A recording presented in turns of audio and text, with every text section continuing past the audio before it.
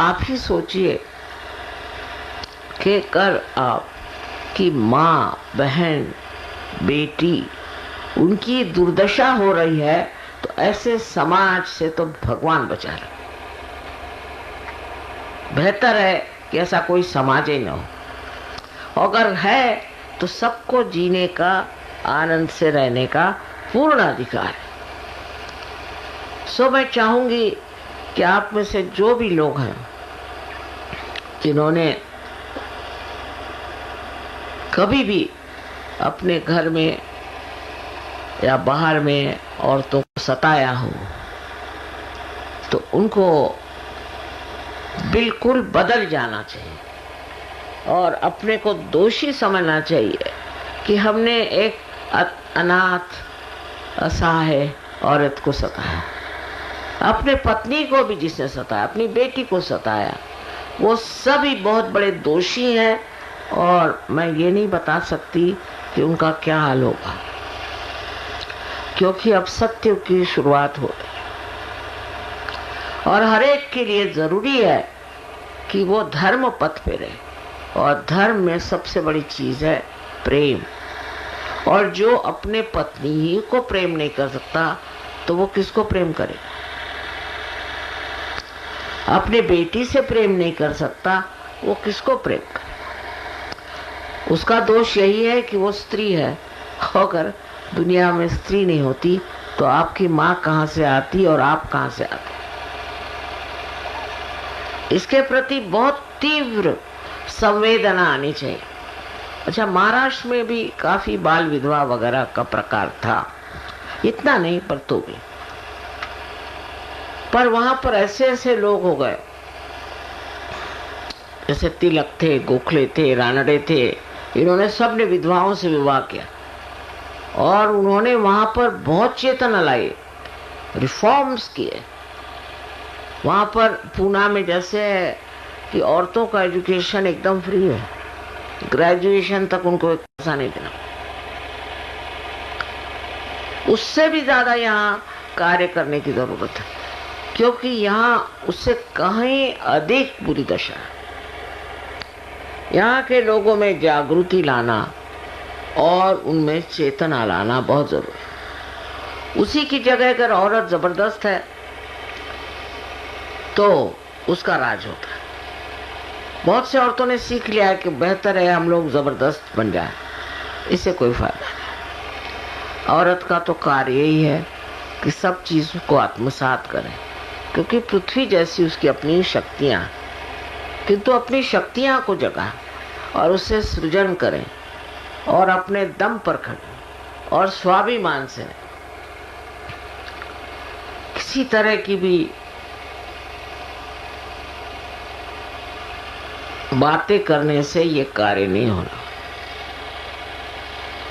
इसको पूरी तरह से समझ लेना चाहिए कि ये महापाप है और ऐसे गलत काम करने नहीं चाहिए।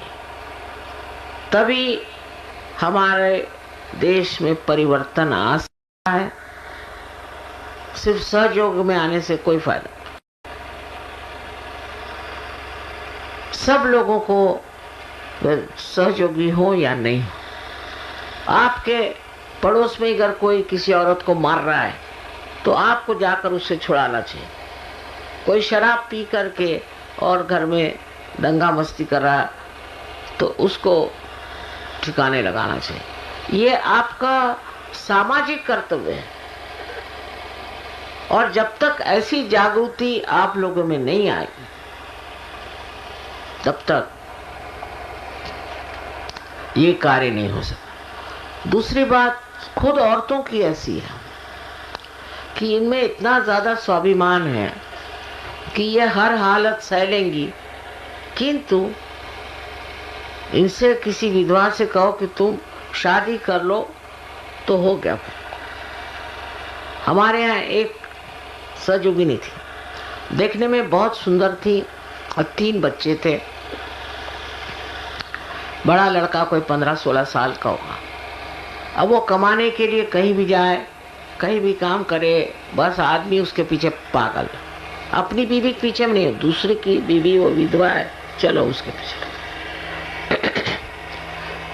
तो उनसे मैंने कहा कि बहुत गोल घुमा के मैंने कहा कि मेरे ख्याल से ये जो आपके प्रश्न हैं इसके लिए अच्छा आप शादी कर लीजिए। तो वो तो बेहोश हो गई, सुनते ही साथ बेहोश हो गई कि माँ ने ऐसी बात कैसी कही।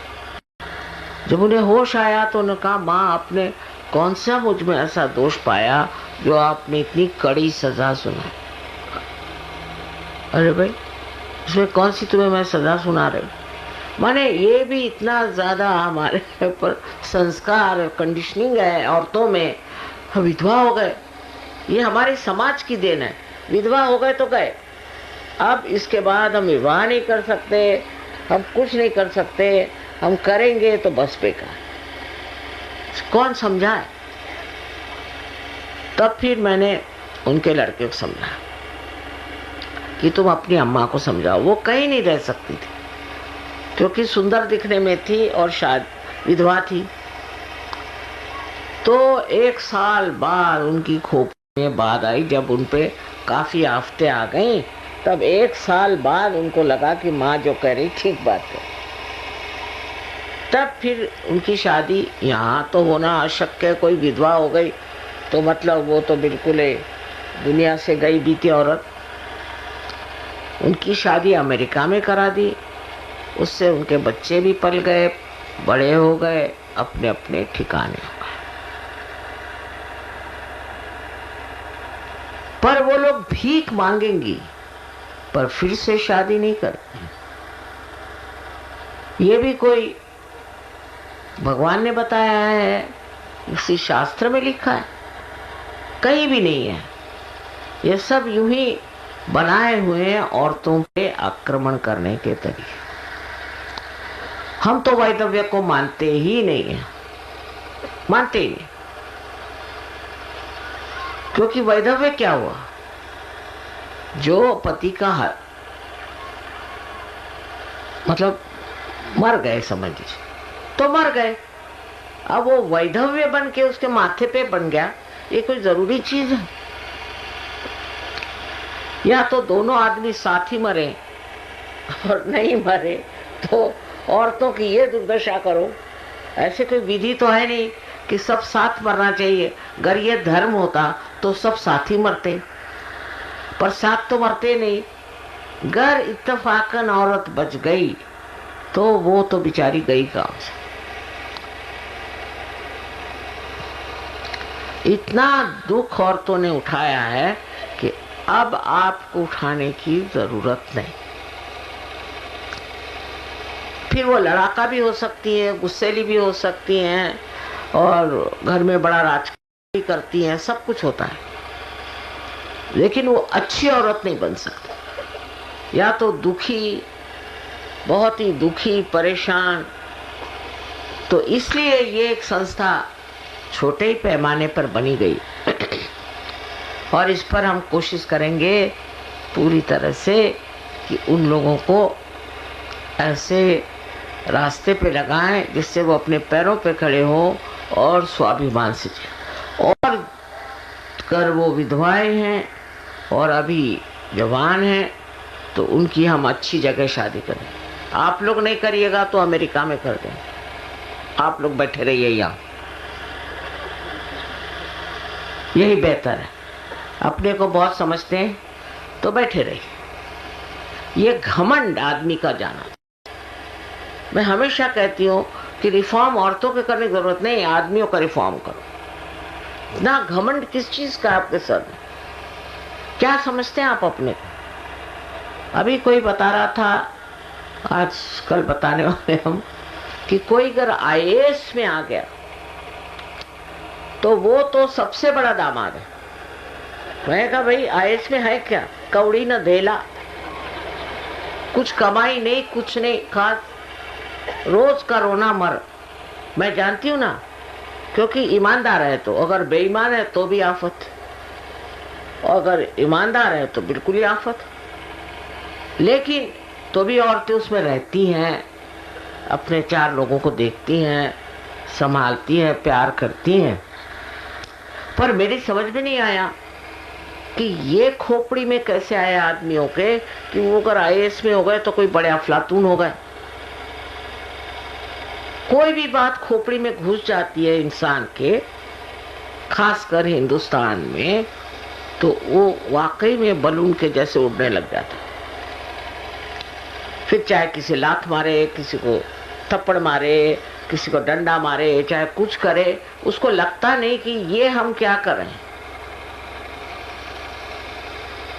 और ऐसे तो वेजिटेरियन बनेंगे। जैन लोग कहते हैं कि मच्छर को मत मारो, खटमल को मत मारो, जो खून पीते रहते हैं हमेशा उनको मत मारो, पर अपनी बीवी को मार सकते हो आसान। हो गई आपकी बीवी है, आप वो इसीलिए तो आई है कि मार खाए। अगर मार नहीं खा सकती तो बीवी क्या।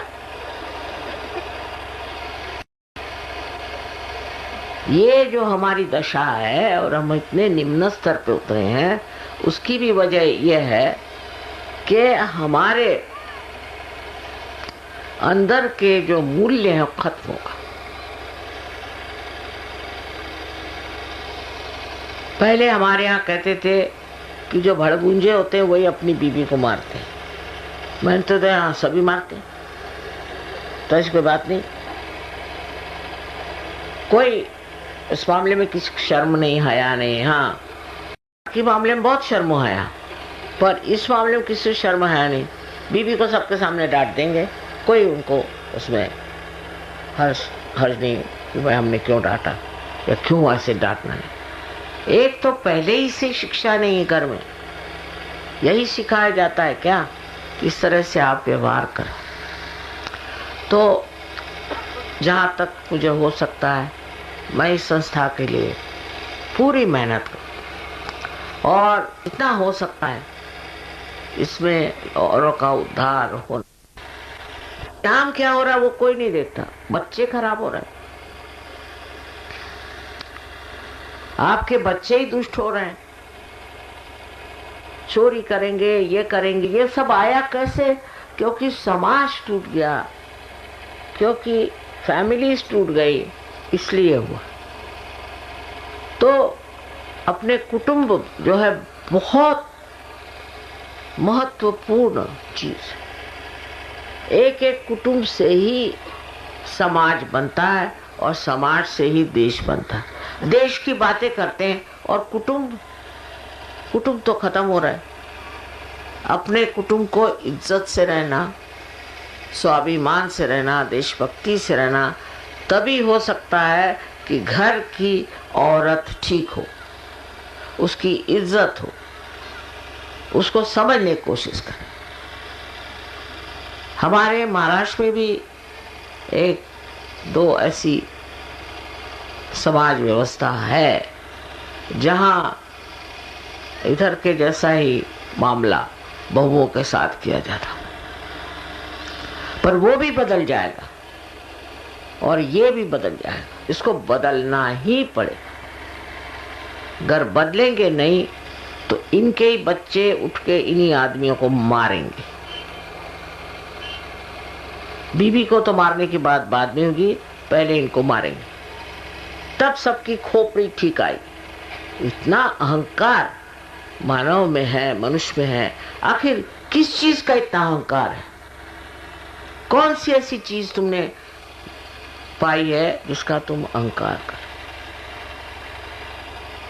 अब इस संस्था को चाहिए कि सब लोग पूरी तरह से मदद करें। ये नहीं कि सिर्फ पैसा दे दे, पर इसको पन पाने में। अब सबसे बड़ा तो प्रश्न ये है कि हमें ऐसी औरतों को खोजना है, उनको खोज कर निकालना है। अब हमें क्या पता कि कहाँ की औरतें हैं क्या, अब हम तो यहाँ रहते भी नहीं। तो इस तरह की औरतें आपको अगर मालूम है जो पीड़ित हैं, दुखित हैं और जिनका कोई सहारा नहीं, और जो विधवा पर बहुत कुछ सह रही है, ऐसी सब औरतों को आपको इस संस्था में लाना चाहिए।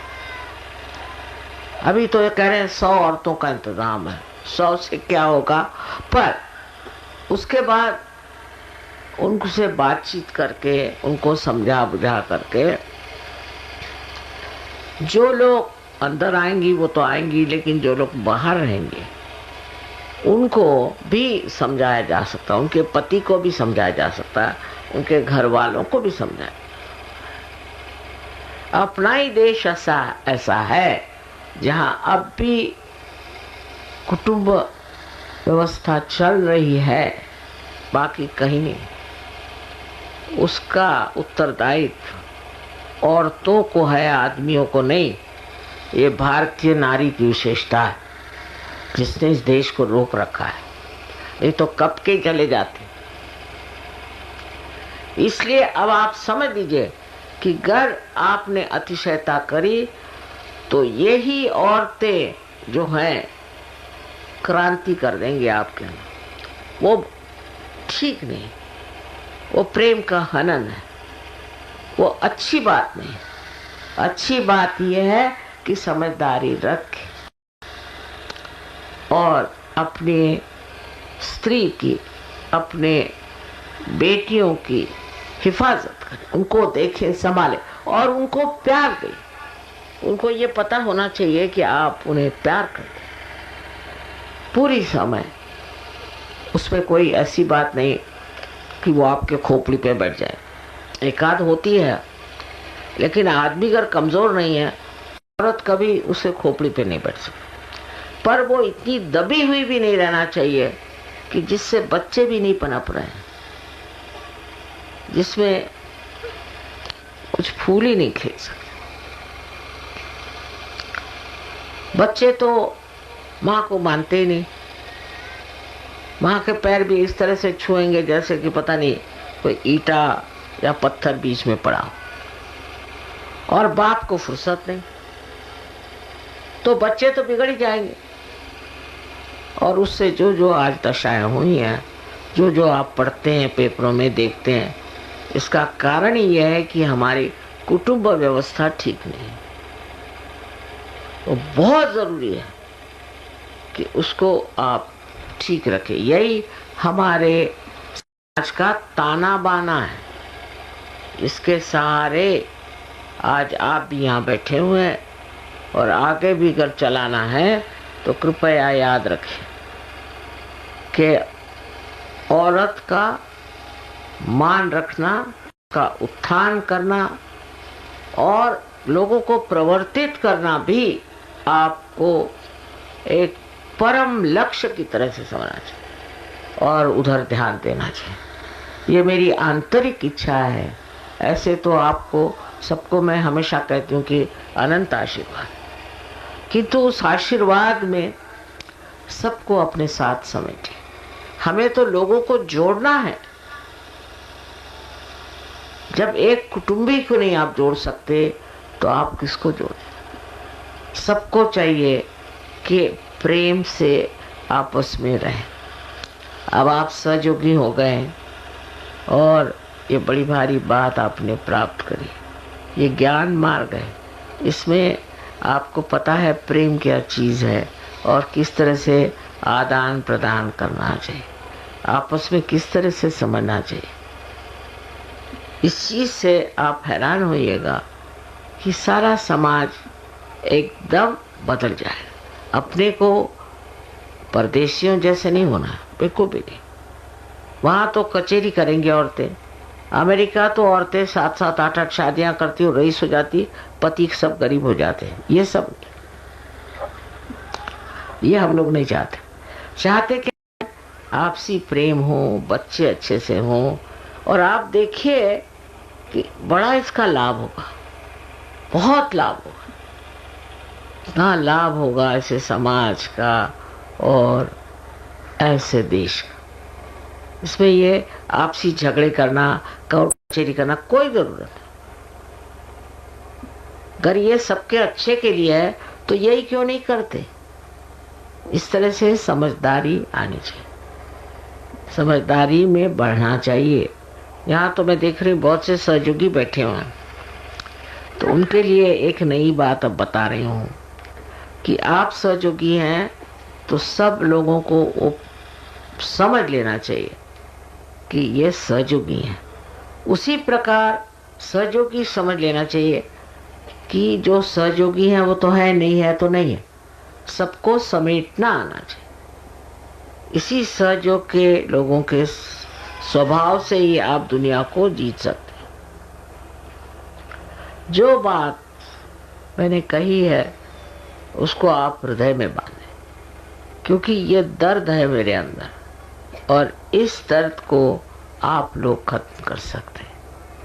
आप सबको अनंत आशीर्वाद।